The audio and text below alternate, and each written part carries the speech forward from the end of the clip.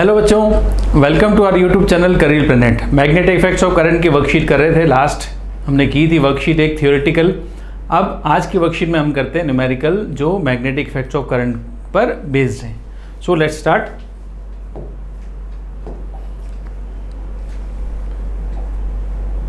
Question number 1 देखो। There are 100 turns in circular coil of wire. The radius of each is 8 centimeter and in this 0.40 ampere current is flowing. What will be the magnitude of magnetic field at the center of the coil? तो coil के center पे, because magnetic field due to coil है, तो coil के magnetic field का formula आपको पता है, B equals to mu naught Ni upon 2R। coil है ना, coil के लिए आएगा 2R और करंट कैरिंग स्ट्रेट कंडक्टर के लिए होता है 2 पाई आर, आपको पता है। तो यहाँ पर ये कॉइल है इसलिए 2 आर आएगा, नीचे पाई नहीं आता है कॉइल में। Now mu naught N I upon 2 R, तो म्यू नॉट की वैल्यू आपको पता है 4 पाई इंटू 10 टू पावर -7। कितने टर्न्स गिवन है? टर्न्स गिवन है 100। करंट कितना फ्लो हो रहा है? करंट फ्लो हो रहा है 0.40 एम्पियर डिवाइड बाय 2R और रेडियस कितना है 8 centimetre.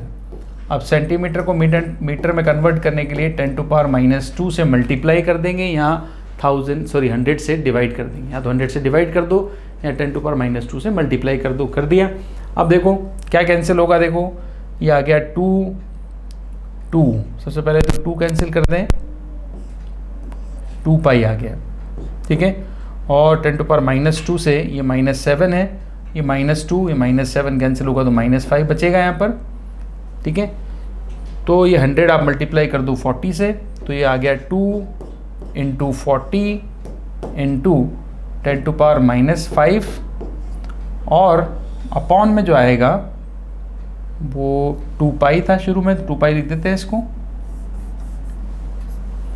2 pi into 100.4040 into 10 to power -5 upon में क्या है 8 है, अपॉन में 8 लिखा हुआ है, ठीक है। तो 8 से और कैंसिल कर दें इसको 5 टाइम्स, तो ये हो गया 8 5 40, 5 इंटू 2 10 होगा, 10 एक 0 और कम कर देते हैं, आंसर आ गया पाई इंटू 10 टू पावर -4 मतलब 3.14 इंटू 10 टू पावर -4 टेस्ला, ठीक है। ये हैं two magnetic field at the centre due to circular coil. Next देखो, a coil of radius 0.10 meter is made from a long wire 6.28 meter in which current 1 ampere is flowing. Calculate the value of magnetic field at its center. तो centre पे magnetic field निकालना है, right. Radius given है 0.10, but ये जो radius है circular जो है हमारे पास लूप है कि यहाँ पर कॉइल है, इसका कोई आइडिया नहीं है। हमें बताया कि बस रेडियस 0.10 का जो एक टर्न लिया है वो लॉन्ग वायर था 6.28 का, उसी को टर्न लेकर कितने का 0.10 रेडियस का टर्न लेकर हमने लूप बनाया, कॉइल बनाई। वो आपको पता लगेगा नंबर ऑफ टर्न्स निकालने के बाद। अगर नंबर ऑफ टर्न 1 ही होता है तो लूप है, और नंबर ऑफ टर्न्स अगर 1 से ज़्यादा है तो कॉइल है, ठीक है। हमें कैसे पता लगेगा? देखो रेडियस गिवन है R, एक टर्न की रेडियस होती है 2 पाई R, एक टर्न की रेडियस 2 पाई R, ठीक है। मान लेते हैं स्ट्रेट वायर इस तरह से था और स्ट्रेट वायर को ऐसे टर्न करके कॉइल बना सकते हैं, ठीक है। तो सपोज करें turns, number of turns n मान लेते, तो n into 2 pi R equal to wire की लेंथ कितनी थी टोटल 6.28 मीटर, ये वायर है, ठीक है। तो n इंटू 2 पाई होता है 3.14, 2 पाई होगा 6.28 इंटू रेडियस कितनी है 0.10 मीटर इक्वल्स टू हो गया 6.28। तो 6.28 से 6.28 कैंसिल कर दो, n की वैल्यू आ जाएगी 1/0.10, ठीक है। तो नंबर ऑफ टर्न्स आ गया हमारे पास 10। तो 10 टर्न्स हैं, इसका मतलब डेफिनेटली कॉइल है, ठीक है। अगर नंबर ऑफ टर्न्स 1 होता तो एक लूप होता, सिंपल। अब कॉइल की वजह से magnetic field at the centre of the coil वो आपको पता है कितना होता है, mu naught Ni upon 2R। तो म्यू नॉट की वैल्यू सबको पता है 4 pi into 10 to power -7। Number of turns हमने निकाले, वो निकले 10। करंट फ्लो हो रहा है कितना 1 एम्पियर, तो ये तो 1 हो जाएगा आई, तो अपॉन 2 रेडियस कितनी है 0.1, 0.10, ठीक है, ये रेडियस है। तो अब यहाँ पर कैलकुलेट कर लेते हैं इजीली, ये 2 से 2 कैंसिल हो जाएगा तो ये 2 पाई बचता है, ठीक है। और 0.10 के अगर पॉइंट हटाएं तो 100 ऊपर चला जाएगा और 10 से 10 कैंसिल हो गया, तो आंसर आ गया 2 पाई इंटू 10⁻⁻5 टेस्ला। ये है इसके सेंटर पे मैग्नेटिक फील्ड, जिसमें टर्न्स आपको निकालने पड़ेंगे। नेक्स्ट देखो, 2 long parallel wires are 4 centimeter apart. In them, I current and 3I are flowing in the same direction. Where would be the magnetic field generated by both should be 0. तो यहाँ पर बोला है 2 parallel wires हैं, ठीक है भाई, 2 parallel wires हैं 1 and 2, दोनों के बीच में डिस्टेंस कितनी है 4 सेंटीमीटर है, ठीक है, 4 सेंटीमीटर डिस्टेंस दे दी। पहले में करंट फ्लो हो रहा है I1 और दूसरे में करंट फ्लो हो रहा है I2। I2 की वैल्यू 3I है और I1 की वैल्यू I है। हमसे पूछा है दोनों वायर्स के बीच में मैग्नेटिक फील्ड कहाँ पे ज़ीरो होगा। तो सपोज कर लो भाई x डिस्टेंस पे मैग्नेटिक फील्ड, यहाँ पे कोई कह दिया मैंने x डिस्टेंस पे ज़ीरो होगा, तो सपोज कर लेते हैं x डिस्टेंस पे ज़ीरो होगा, ये कोई पॉइंट ले लिया मैंने P।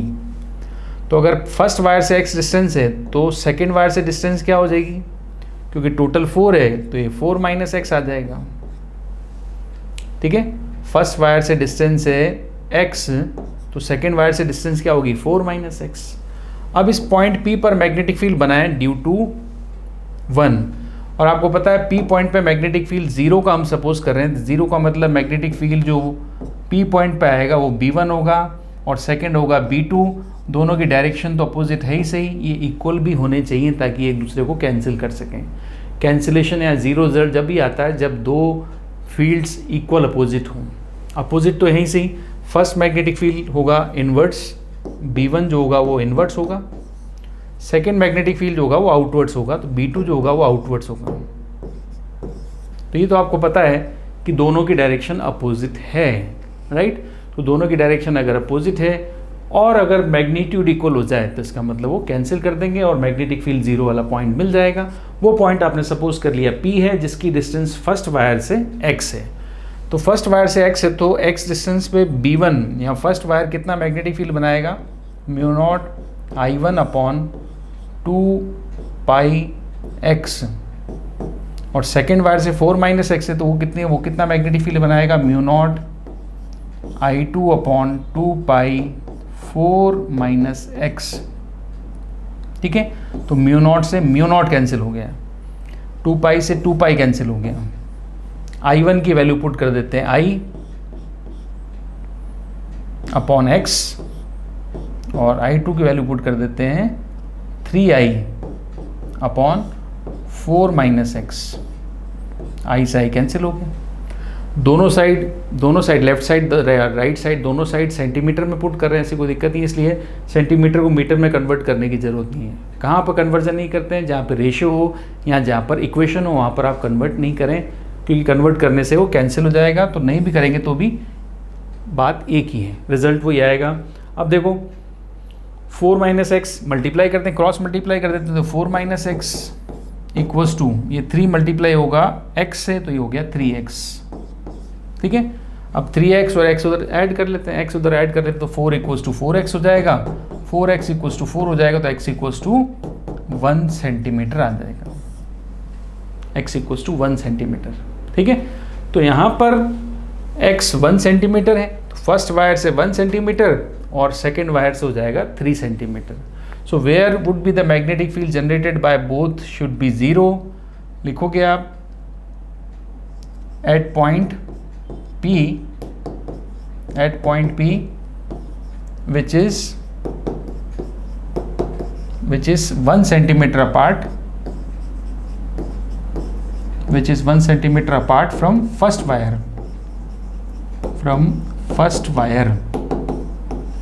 ये इसका आंसर आपको देना है, ठीक है। वो निकाल के सॉल्यूशन करके भी दिखाना है आपको। नेक्स्ट देखो, a proton of magnetic field 0.2 enters in magnetic field perpendicularly with velocity 6 × 10⁵. Calculate the acceleration of proton and the radius of the path. तो radius of circular path ये एक important topic है, इस चैप्टर के लिए, इस chapter के magnetic force पर बेस्ड इंपॉर्टेंट न्यूमेरिकल आता है। तो ध्यान दें, सबसे पहले क्या दिया है, प्रोटॉन। तो प्रोटॉन का चार्ज क्या होगा, प्लस का ई। फिर दिया है मैग्नेटिक फील्ड बी, जिसकी वैल्यू कितनी है 0.2 टेस्ला। फिर परपेंडिकुलरली एंटर हुआ तो थीटा की वैल्यू कितनी होगी 90 degree. With a velocity v, तो v की वैल्यू आ जाएगी 6 × 10⁵। Calculate the acceleration of proton and radius of the path. इस प्रोटॉन को क्या एक्सेलरेशन मिलेगा वो हम निकालते हैं, और साथ में हमें निकालना है रेडियस ऑफ द पाथ। तो एक्सेलरेशन निकालने के लिए सबसे पहले फोर्स निकालें। फोर्स निकालने सबसे पहले, तो फोर्स की वैल्यू क्या होगी, Fm इक्वल्स टू होगा QVB। Fm इक्वल्स टू क्या होगा QVB, और साइन थीटा क्या होगा 90, तो साइन 90 आ गया यहाँ पर, साइन 91 होता है। तो मैग्नेटिक फोर्स हो गया QVB, Q की वैल्यू प्लस ई, V की वैल्यू पता है, और मैग्नेटिक फील्ड B है। ये हमने निकाला मैग्नेटिक फोर्स। बट हमें क्या चाहिए था, एक्सेलरेशन। तो एक्सेलरेशन होता है force upon mass, magnetic force upon mass. ठीक है, तो मैग्नेटिक फोर्स अपॉन मास से हम एक्सेलरेशन निकाल सकते हैं। तो मैग्नेटिक फोर्स है EVB, और मास प्रोटॉन का हमें डिवाइड करना पड़ेगा, क्योंकि पार्टिकल कौन सा है, प्रोटॉन का है। ठीक है, तो इस तरह से हम एक्सेलरेशन निकाल सकते हैं। तो एक्सेलरेशन कैलकुलेट कर लें। ई की वैल्यू पता है 1.6 × 10⁻⁻19, स्पीड 6 × 10⁵। फिर बोला है मैग्नेटिक फील्ड, वो है 0.2 upon mass of proton. Mass of proton बताओ बच्चों, मास ऑफ प्रोटॉन कितना होता है, वो होता है 1.67 × 10⁻⁻27 किलोग्राम। ये वैल्यू मैंने पुट कर दी सारी। अब 1.6 और 1.6 तो कैंसिल कर दो। ठीक है, -19 और -27 भी कैंसिल कर दो। -19 -27 तो माइनस का 8 बचेगा यहाँ पर। ठीक है, इसको ऊपर ले चलते हैं -8 को। 6 × 2 12 होता है, 0.1 आ गया तो 1.2 होगा। तो एक्सेलरेशन की वैल्यू आ जाएगी 1.2 × 8 को ऊपर ले जाए तो 8 + 5 13 हो गया, 10⁻13 मीटर पर सेकेंड स्क्वायर। ठीक है, तो फोर्स लगेगा QVB, मैक्सिमम फोर्स लगता है, डिवाइड बाय मास करते हैं हमने क्या निकाला, एक्सेलरेशन। तो एक्सेलरेशन की वैल्यू आ गई 1.2 × 10⁻13। राइट, तो फर्स्ट हो गया। अब क्या पूछा है इसमें, सेकंड पूछा रेडियस ऑफ द पाथ। तो क्या रेडियस ऑफ द पाथ का फॉर्मूला पता है सबको, रेडियस का फॉर्मूला है R = mv/QB।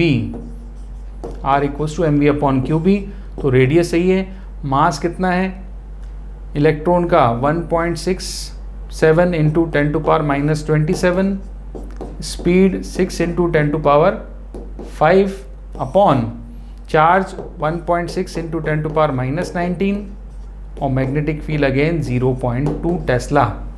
ठीक है, तो 1.6 से 1.6 कैंसिल कर दो, -19 और -27 कैंसिल करोगे तो क्या बचता है आपको पता है, -8।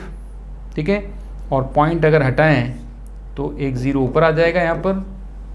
ठीक है, तो रेडियस आ गई 6/2, क्या हो गया 3 × 10⁻6 हो गया, यहाँ पर 10⁻6 हो गया, और ये -8 है तो ये आ जाएगा 10⁻2। तो रेडियस की वैल्यू मिल गई 3 × 10⁻2 मीटर, ये रेडियस है। ठीक है, तो रेडियस भी निकाल दिया हमने, एक्सेलरेशन भी निकाल दिया। तो ये थे मैग्नेटिक इफेक्ट्स ऑफ करंट के फॉर्मूले पर बेस्ड न्यूमेरिकल। इजी है, फॉर्मूला आपको याद होना चाहिए, तो आप इसके न्यूमेरिकल्स कर सकते हैं। ठीक है, तो ये था मैग्नेटिक इफेक्ट्स ऑफ करंट का। अब मिलते हैं नेक्स्ट चैप्टर में नेक्स्ट वर्कशीट के साथ। Till then good bye.